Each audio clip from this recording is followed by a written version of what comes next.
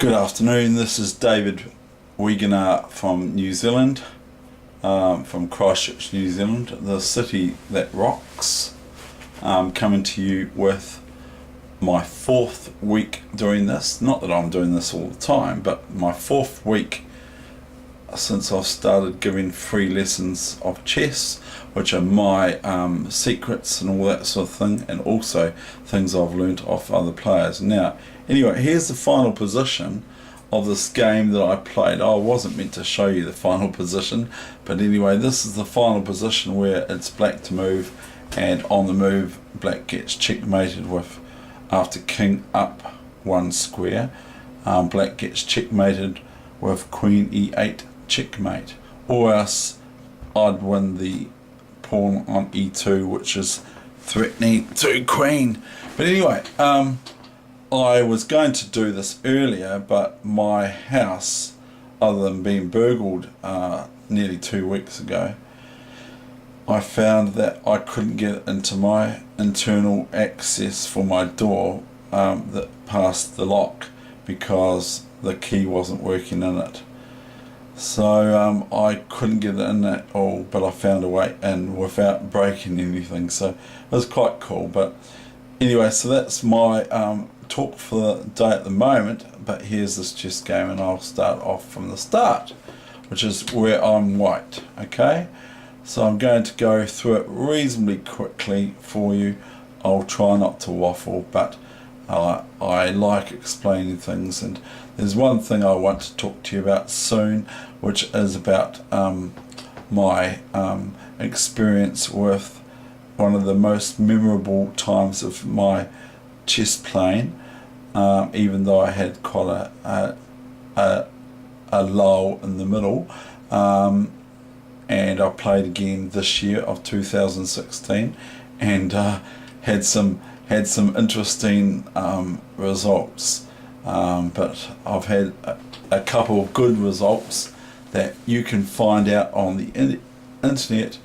David Weegenaar beat and you can find out who the next name is, and then you can find out who that person is. But I'm not going to drop this person's name, but they're a very strong chess player, and I really respect this player, even though it was only 3-minute chess plus 2 seconds increments, which is this 3-minute chess.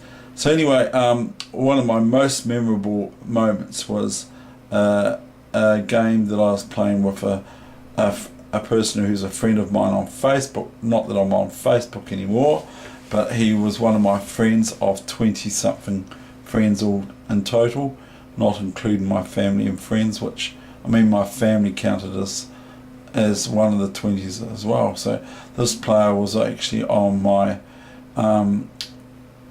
favourite friends list on Facebook, and I asked her if he has the game score for the game still, which was played about 1990 or 1988, something like that, where I actually won the tournament.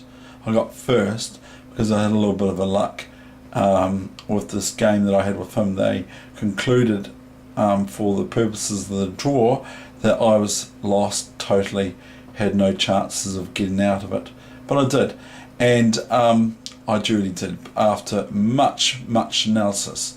And the thing is you could resign against me, and I actually can turn the board around and play your lost position, and even if I just draw it or win it, I've done that, and I've done that about twice, 3 times over in a game, where it taught them that chess is more than just learning the moves. It's also, there's a certain form of it which is about your resourcefulness and all that sort of thing.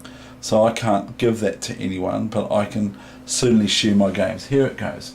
So here's the opening moves: d4, d6, c4, knight f6 and knight f3, g6, knight c3, bishop g7, g3. I like my bishops on the long, I've already said that in the last lesson. I like my bishops on the h1 as white, the h1 to a8 diagonal I like them having a wee look down there and just seeing if there's any goodies to nibble onto. Castles. Black does. Bishop g2. Knight c6. Castles. Bishop g4. h3. Asking the question, and this is called biffing the bishop. If you poke a pawn at a bishop and threaten to take it, it's called biffing the bishop. But I don't get into the terminology and the words and all that sort of stuff. I just don't really care about what a particular variation is called and what sub-variation it is of what system and opening and all that, who made it, who played it. I don't get into it. In fact, I'm very bad at it. I'm terrible at knowing this happened 1927 against Alekhine, who was playing Botvinnik at the time. I don't get into it, but I recognise certain positions. So I've posed the question to the bishop, and Heather Weegenaar, she would say, move it or lose it, when she's playing lightning chess as well on the internet. And she's just H-Weeg on there, by the way. H-Weeg. So black has taken my knight, and I've taken back. Now this game has got some pretty major mistakes in it, and I believe that those mistakes occurred. My excuses are that I'm playing on my phone, and so I put a piece somewhere and it lands somewhere else. There's an issue with that. So if anyone can come up with a mouse pointer instead of just thinking it's gone to that square, it'd be bought by me, even if it cost $1 to buy it on the net. So rook b8, I'm not absolutely, frees up the knight of course on c6, but I don't really know what black's game is by playing that move. But anyway, black played quite well, and so did I, to a point of till I played a bit of a blunder. So e5 and d5. Now just obviously the knight can, as the computer's suggesting, move to a5 here to attack this pawn. I'd prefer not to as black. I'd prefer to move my knight back to e7 where it went. Now I take this pawn, which is loose. So I win a pawn, pick it up, put it in my coffee cup, as William Huxton said in Soft Pawn. See a pawn, pick it up, put it in your coffee cup. And that's what I do, Judy, here. I say, well, I see a pawn, I can pick it up and I can put it in my coffee cup. And I've actually got a cup of coffee right here now. So bishop h7, and the rook attacks it now, and so I have to retreat it. And if I leave it there and the rook doesn't attack it, if the rook moved here instead of here, then I have to worry about b6 to trap my bishop. And even Bobby Fischer against Boris Spassky. See, I can quote some things. Boris Spassky, the famous game, round 2, I think, of the World Championships, 1972, between Spassky and Fischer. And let's face it, Spassky is a phenomenal maul. He's just an absolute brilliant sports person. I don't think we can find many more like him in the world. He is just phenomenal with regards to his attitude towards his opponent. So I move my bishop back because that's the only square it can go to. Else every other square it can move down to, it's taken. So white is having black threaten queen h3. So I defend it with my king. I probably today would play bishop back to g2 instead of this. And the computer's now saying, because this is a this is chess, not chess base, but it's yeah, I think it's chess base or something like that. And the computer itself is Fritz 10 or Fritz 11, and I can't beat it. I occasionally can play all right in it with lightning chess, but it just, if I played it all the time, it would put me off chess. So I like playing humans. I don't like playing machines because they just make me unrecognisable. You'd think, what, that person can't play chess, he's terrible. Okay, so h5 happens. So this is what I'm saying. Black's sort of lost a pawn. I know it's only a pawn, but they've lost a pawn, and so they're going to punish me for taking their pawn by throwing things at me, like the kitchen sink.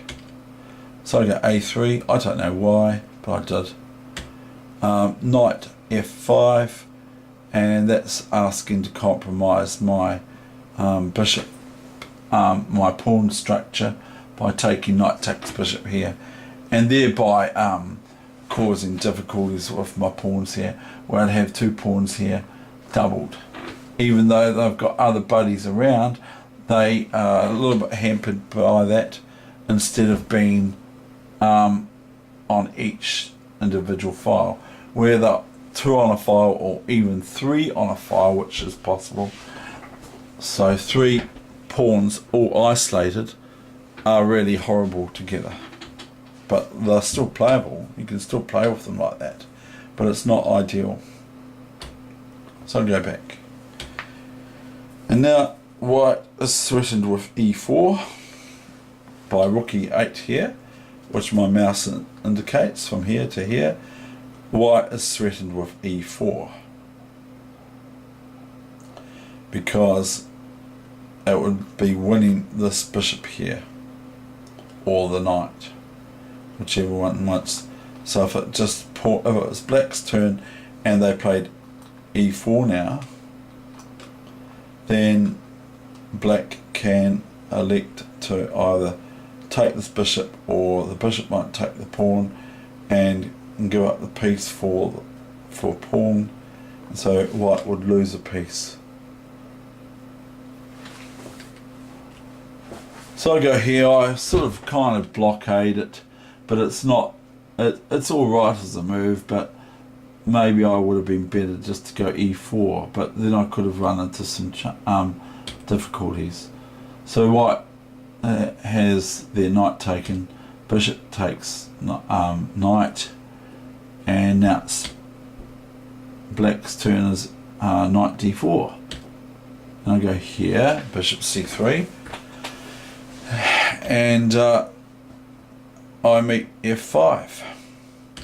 So I take this knight on d4, so that if the pawn takes the bishop back, the black squared bishop, then I'll probably move my bishop back here or here, but I'd probably move my bishop back here, and then I'd send, and then that would be blockading this d pawn from the bishop. So the bishop's a little bit hemmed in, because if I've got a bishop sitting here and I'm not offering to get rid of that pawn, this bishop has got little scope.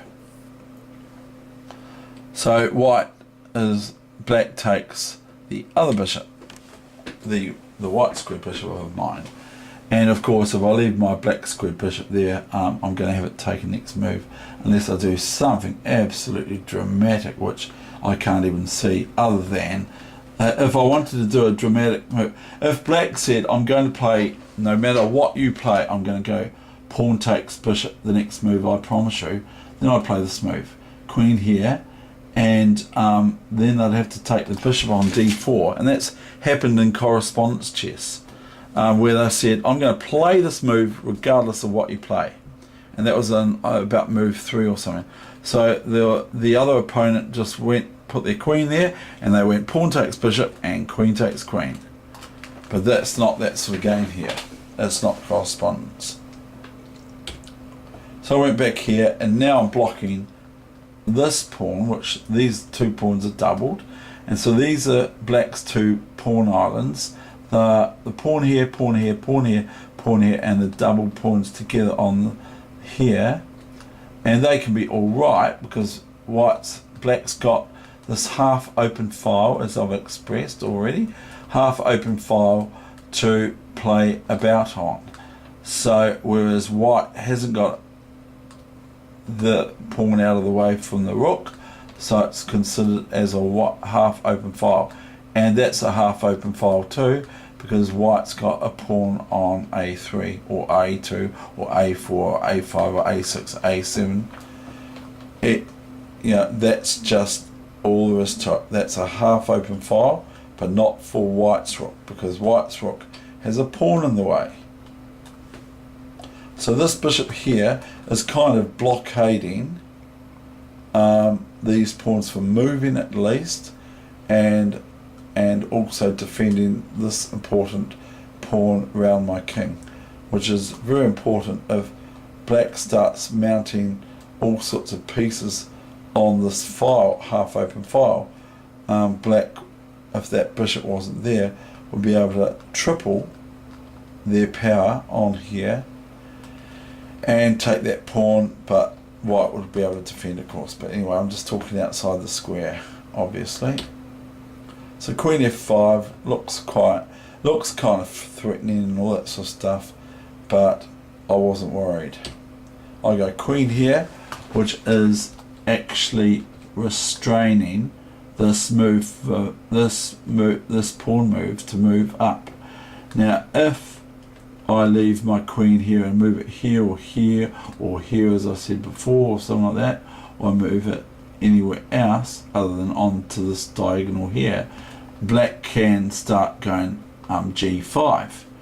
And like I said in an earlier episode, I said that black, if they had their pawns here and here and they push the pawn here, it's not usually a good idea for white to take this pawn, but to bypass it if the pawn attacks here, and if this pawn attacks here, to bypass that and place it to g4.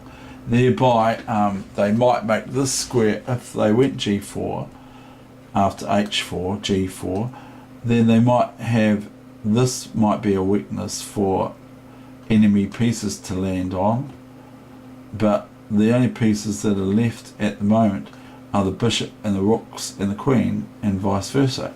So there's no real sort of worry that a black knight is going to come from here to here to here to here to here to here to here, and that in the future. Not that it can go here anyway. And I made a mistake the other. My friend showed me last night. He showed me in one of my games I've just showed the internet community.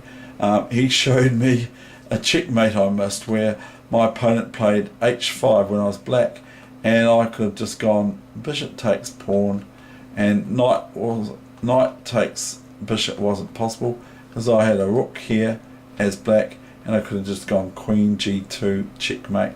The king was over here. So I was a wee bit embarrassed, but you can miss things in 3-minute chess, and I'll prove it to you by this game. So I'm going to move on now. h4, you see. So I played g4. Now if there were knights hanging around, then that square on f4 would be a target for black. Black would go about throwing their knight to here, g6, can't go to e6, would push this pawn by bishop here and pawn up, eventually, would push this pawn up and then maneuver a knight, that's right, to this square so it could plant itself on there, and it'll be a very strong piece on f4. But white has no worries about a black knight in this position, unless one happens to promote itself to a knight. So g4, asking the question, sort of biffing the queen and saying, well, move it or lose it, as Heather would say, Heather Weegenaar.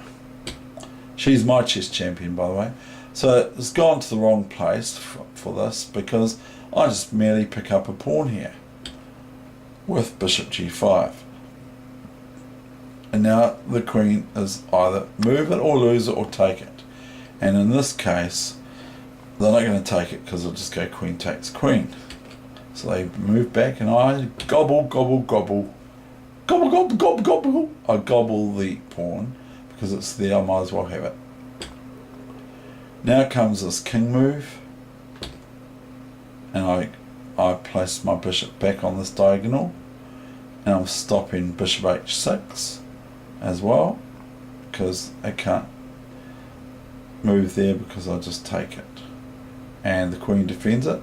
So, and the king can't take back because it's check. So black goes queen d7. Now white's got to deflect some moves, don't you worry about that. There's some things I have to watch around here. So it's not a foregone conclusion, but it's looking that way. But I don't think there's such a thing in chess as a foregone conclusion to say I've got a one position, because I don't think that's possible. But there are obviously one positions. So anyway, bishop h6, and I've gone queen takes e4, bishop takes bishop e3, and I've gone pawn takes. So I'm now asking the question, do you want to swap rooks? And it's not, in this situation, it's not a good idea, generally speaking. I'm not saying that there's not positions that it's really a good idea to swap rooks right now because of da da da da da. But in the normal situations, when your pawn's down, you do not swap pieces. You swap, you can exchange pawns, but do not exchange pieces. So black refuses. Now I throw this rook into the furthest part of black's camp I can place it into, and my intention was to double the rooks up with this here, this move here. And this is where I blunder, because I would have picked up the rook and I would have gone tap, tap, tap, tap, tap, and then I would have tapped over here on my keypad for my phone, and it did the next move. So I'll show you what happened. Queen e7. Now you can either believe me or you don't have to, but this is what happened according to my reckoning.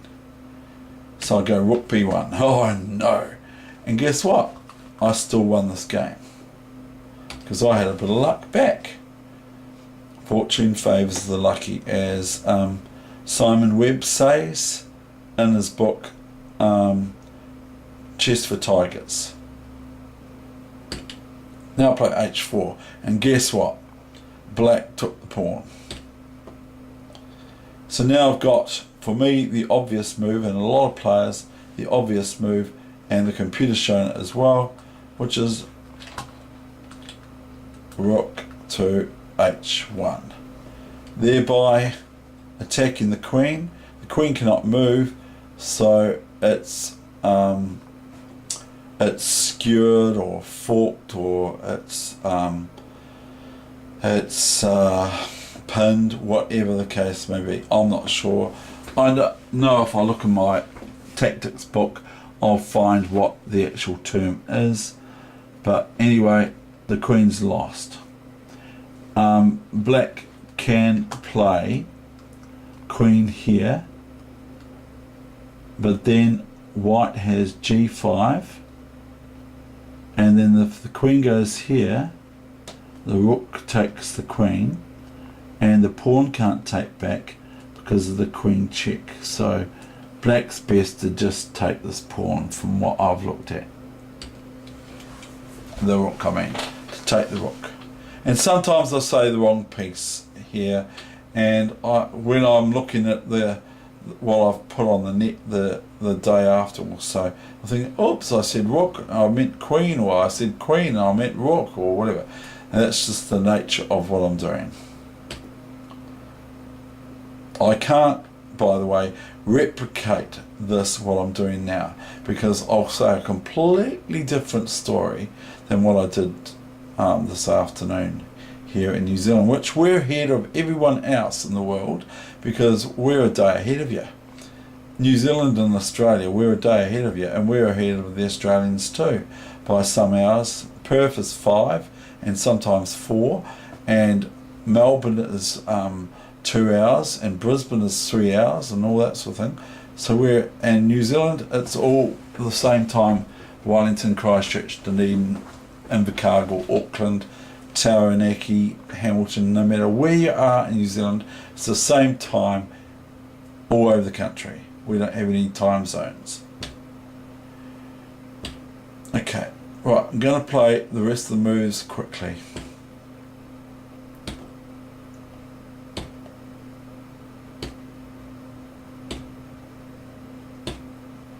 Check,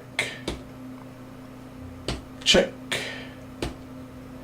check. Remember, it's 3-minute chess.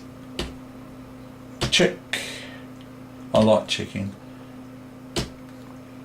Threaten. Oops.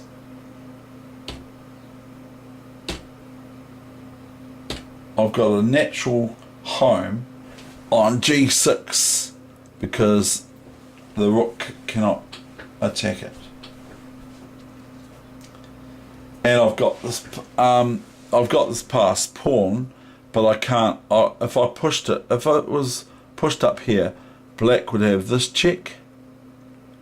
Okay, black would have this check with the rook because it says move. So if this pawn's here, I haven't got any square to hide behind the pawn sort of thing. So black, if this pawn was here, black would have this check, and my king can only go there because it can't go here because it's checked with the rook. Can't go there because the pawn's there, and then oh dear, I'm analysing something absolutely wrong, but anyway, black would get a few checks in there.